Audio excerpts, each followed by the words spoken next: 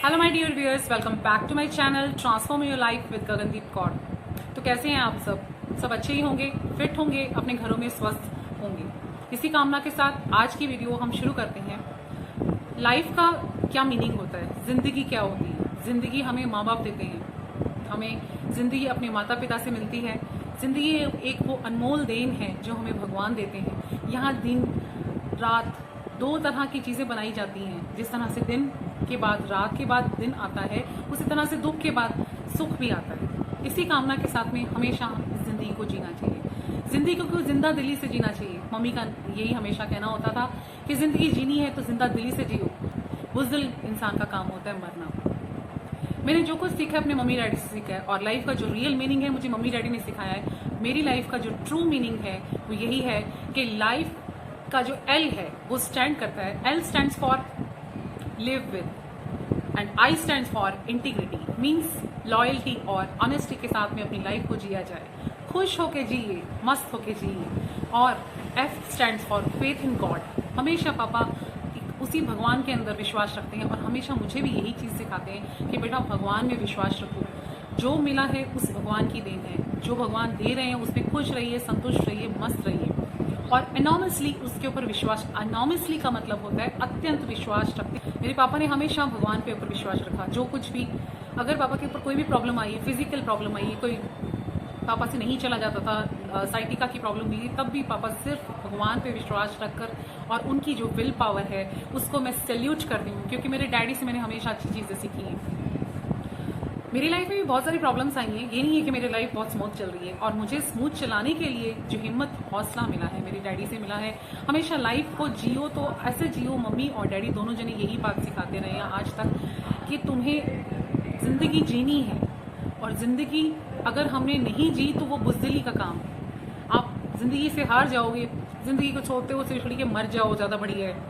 वो मरना जो है वो बुज़दिल लोगों का काम होता है। ज़िंदगी मुश्किल से मिलती है और एक बार मिलती है। जब भी आप जियो उसको खुशी से जियो। दुख की क्या कमी है, दुख तो दुनिया में नानक दुखिया सब संसार, सारे दुनिया ही दुखी है। कोई किसी चीज़ से दुखी है, कोई पैसा नहीं है तो दुखी है, कोई खाना नहीं मिल रहा है तो दुखी है। अब आपके पास ऐसा क्या है जो आप खुद डिसाइड कीजिए। पापा मम्मी मुझसे यही कहते थे कि मम्मी ने मुझसे एक ही चीज़ नोटिस की है कि मुझे बोला एक कागज़ और पेन लेके बैठ जाओ और तू मुझे ये बता कि तेरे पास क्या है।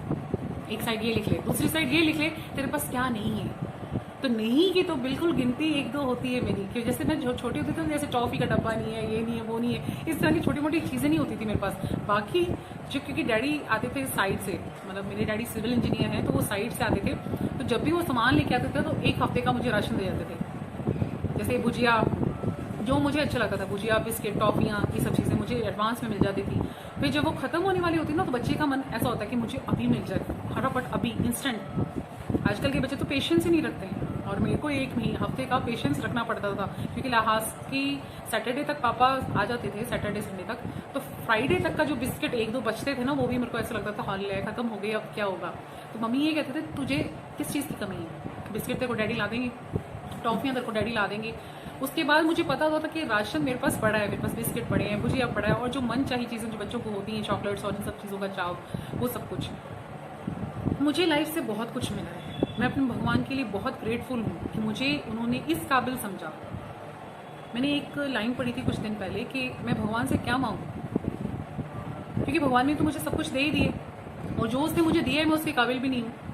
क्योंकि मैं इस चीज़ को सोचती यही हूँ कि मैं उसके पता नहीं काबिल ही ना हूँ, डिज़र्व भी ना करती हूँ। लेकिन भगवान की नज़र में अगर हम डिज़र्व करते हैं, दुनिया की नज़र में डिज़र्व नहीं करते हैं, तो कोई फ़र्क नहीं पड़ता। बहुत लोगों ने ये कहा कि इसके पास ये चीज़ें से हौस लो, लेकिन वो हौसला भगवान ने डाउन नहीं होने दिया। जो चीज़ मुझे थी मेरे पास में, उसमें और बढ़ोतरी करी। लोग लूट लूट के लेके जाते रहे, लेकिन वो ख़त्म नहीं हुआ है। जितना भी मुझे मिला है वो सब भगवान की कृपा से मिला है।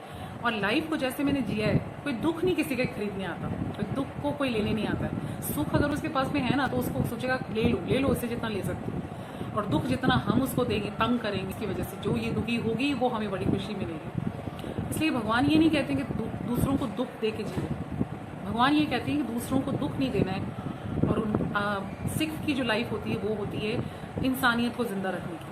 अब जितने भी बंगला साहब के अंदर गुरुद्वारे के आसपास दिल्ली के गुरुद्वारे हैं, उसमें सभी गुरुद्वारे के सिख ही वहाँ पे काम कर रहे हैं। सिख लोगों ने अपनी ज़िंदगी की वो मिसाल कायम की है जो शायद ही धरती पे दूसरे किसी ने की होगी। आज जो किसान वहाँ बैठे हैं उन किसानों के ये जो ज़िंदगी है वो क्या मुश्किल नहीं है?